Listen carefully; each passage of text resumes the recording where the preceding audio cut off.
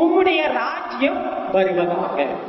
மூன்றாவது குறிப்பாக அவருடைய ராஜ்யம் வருவதாக என்ன அர்த்தம்? அவருடைய ஆளுகை வரணும். நம்மை ஆளுகிறவர் யாரு?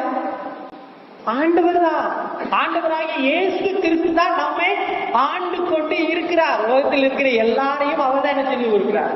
ஆண்டு கொண்டு இருக்கிறார். நம்மை ஆளுவதற்கு நாம் இடமளித்து இருக்கிறோமா? அதான்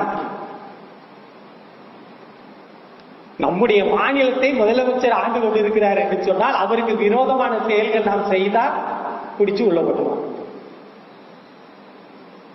அப்ப நம்முடைய வாழ்க்கையை ஆண்டவர் ஆளுகை செய்து கொண்டிருக்கிறார் என்று சொன்னால் அவருக்கு பிரியமில்லாதை நாம் செய்து கொண்டிருப்போம் என்று சொன்னால் நாம் எப்படி இருப்போம்? யோசிப்போம்.